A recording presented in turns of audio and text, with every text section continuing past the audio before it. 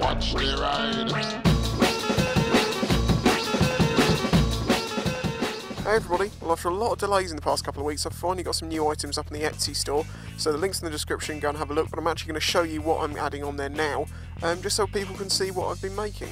One thing I'll also note is on Instagram I've started a new account explicitly for the Metalworks, which as you can see on the screen now is at Spicy110 Metalworks. Okay, so clock 006, as you may have seen this in a previous video, this is the one with the stand. The stand's completely made out of Betty parts. The clock itself is made out of a sprocket from Reno. It's got a carbon fibre face, nice red hands. As you may have seen in a previous video, it actually spins on the base, so you can swivel it around. I really like this one myself. I try to make things that I would like to have, so if you're interested in this, go and have a look on the Etsy store.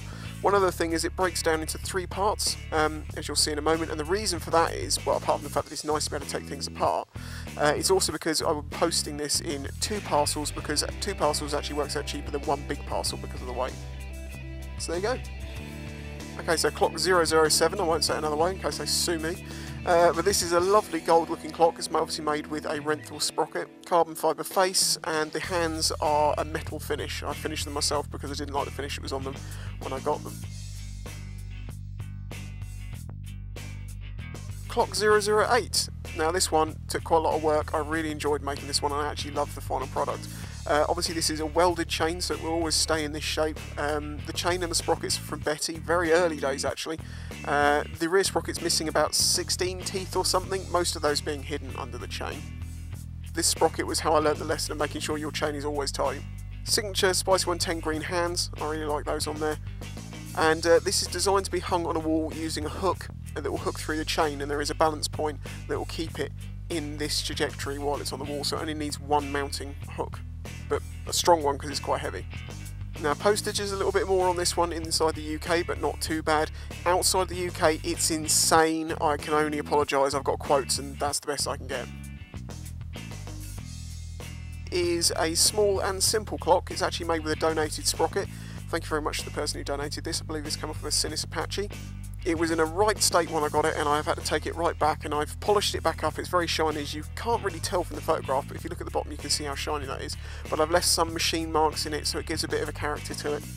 And last but not least is Sculpture 001, which is a bird made entirely out of Betty parts, apart from the eyes, which are ball bearings that came from something. Again, like the stand clock, this actually comes apart into 3 pieces and will ship in 2 separate packages because that will actually make the shipping considerably cheaper. As you may have seen in a previous video, the entire thing spins around on a bearing, which is at the bottom, and the head also spins around in its socket. The head has a different look one side to the other, as you can see, so it has a different look depending on what angle you look at it. So I really like this one, and to be honest with you, because this is made out of all Betty parts, and it's, you know, I really like what I've done with this.